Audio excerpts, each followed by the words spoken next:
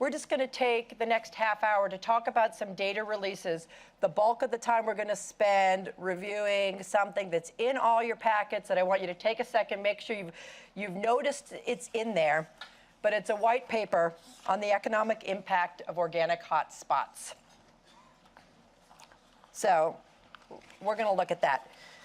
Before we go there, I want to just sort of ground us a little bit. This is a unique year for us in the policy conference because we're heading into a presidential election, 2 terms of the Obama administration, 2 terms with the same Secretary of Agriculture, where we've been able to build some relationships over time and make some advancements.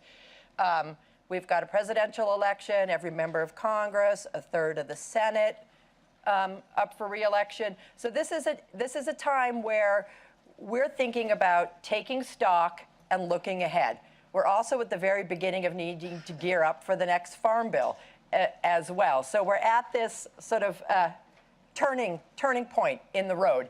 So a lot of what we're going to be doing together over the next couple of days is taking stock of our advancements, what's worked, learning from that, setting the stage so that we're going to be positioned to be successful for the next 8 years, regardless of what comes at us. We have an unknown on the administrative level. We have an unknown on timing and fights that will emerge in the next Farm Bill, but we need to be positioned to be successful in all forms.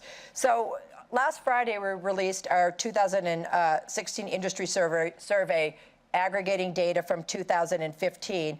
And we've been doing this survey for close to a decade. We looked back at the survey all the way going back to 2008. We've had so much conversation this year about supply constraints. But even back in 2008, our survey identified that 41% of companies were identifying challenges with reliable supplies of raw materials. So this isn't new, but this is a problem that's escalated to the point where we've all started actually having the conversation in the last 18 months. So, and we're starting to get some solutions to settle in. But we need to take stock of that, and let's not think that this problem's going to go away. How many folks who work on the manufacturing side, the idea that you could ever even get close to forecasting accurately with a 3-year transition as part of the equation is that's just insane. It's not going to happen. So we've got to have some nimble thinking about supply development collectively in the room, because I think we shouldn't have the expectation that that problem's going to go away. But we need to be prepared to be successful in whatever comes. So, highlights from this year, we exceeded $43 billion in organic sales this year, largest dollar growth ever since the history of the label, 5% of food. In 2008, beginning of the Obama administration, we were at 21.1 billion. We're at 43.3 billion right now. That's no wonder we're all, feeling like a lot is going on, right? That's just tremendous. And then according to the NAS survey, in that same time period since 2008, farm gate sales have increased 72% in organic. Something that hasn't changed in the last 8 years is sort of the mix of organic products. We still have sort of farm fresh foods dominating half the plate in organic. Between produce and dairy, you're at almost 50% of the plate. Those developed categories are continuing to keep pace with the growth in the overall industry, double-digit growth.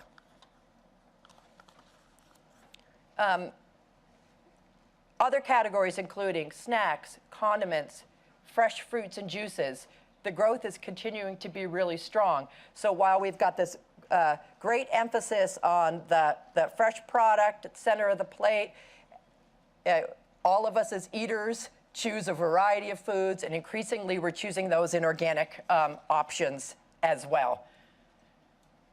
And let's not forget about the products on the shelf that are not food, primarily fiber, the leading category. After supplements comes supplements, and then personal care products.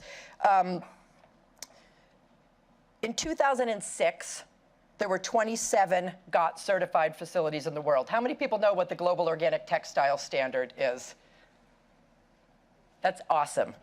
Today, there are 3,663 GOTS certified facilities in the world, and we're just scratching the surface on that, right? So let's be thinking about how we expand the opportunities outside of food as we look forward as well. This one I think is exciting, and this comes from Nielsen. According to Nielsen, in terms of the way they segment and they track categories, right now, 75% of the categories they track in the grocery store have an organic option for shoppers when they go in the stores. So we've got huge critical mass in terms of penetration across categories for options for shoppers when they go in the stores. And then exports have expanded. At the beginning of the administration, we had no equivalence arrangements. We have 5 now. U.S. organic exports are up 60%. So tremendous progress there. And what do we need to do in a landscape where we have bilateral agreements and products don't necessarily just move bilaterally between players here and players there? And how do we think about what the next 10 years is going to look like for organic trade so that it doesn't get hamstrung by paperwork and recertification, but we maintain confidence that the product means what we hope it does when it comes to our market. So, as we prepare to look ahead, we've got taking stock, laying the groundwork for the future with some big things like this white paper that we're releasing that will serve as the foundation for how we reintroduce ourselves to a new administration, how we lay the groundwork for a Farm Bill policy platform. Those are important things to do. But while we're in this transition, we're also playing active defense, active offense on issues that are in motion. We've got a checkoff to bring to the stakeholders for a vote before this administration ends. We've got active defense on riders to discourage Congress from getting into adjudicating organic standards on the Hill and allow our stakeholder consultation process to move forward. So we've got, at the same time, live stuff happening that we need to really not take our eye off of. So here's the good news. I'm going to introduce Ted Janicki. Ted, you want to come join me? We're going to go through that. I'm going to introduce you to the top line figures that Ted and I are going to have a conversation and have plenty of time for questions. So Ted Janicki is the Associate Professor of Agriculture Economics from Penn State University. We're so thrilled to have you here. What you have in your white paper is a culmination of 3 scientific reports that Ted and his team have conducted at Penn State. So the basic premise of this is that he's identified organic hotspots. Hotspots are clusters of concentrations of organic operations in counties surrounded by other counties with clusters and concentrations of organic operations. That's my grade school version of what's happening, and Ted's going to break it down for us and answer your questions. But this is, and then there are outlier counties, which means there may be a county with a concentration that's not yet surrounded by other counties with a concentration. So those are, I like to think of them as hotspot seeds out there.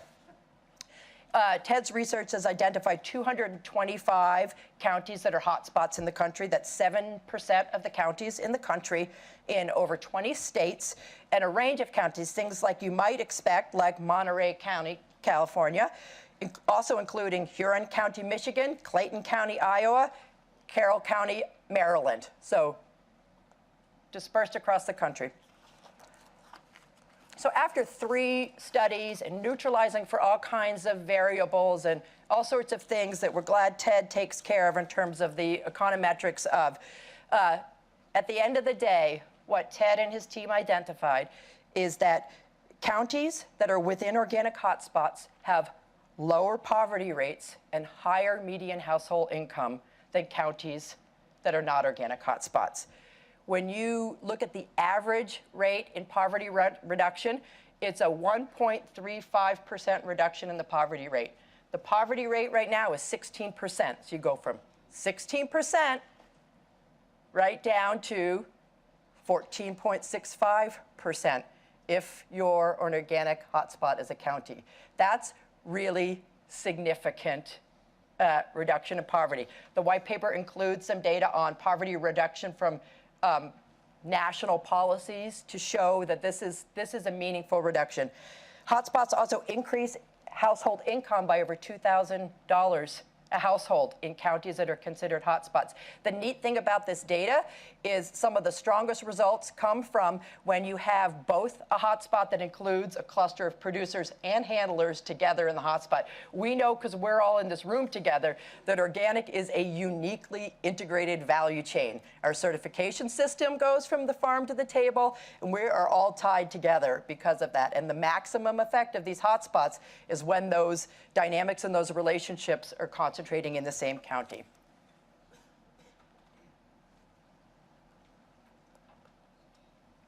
And then Ted did some comparison about how this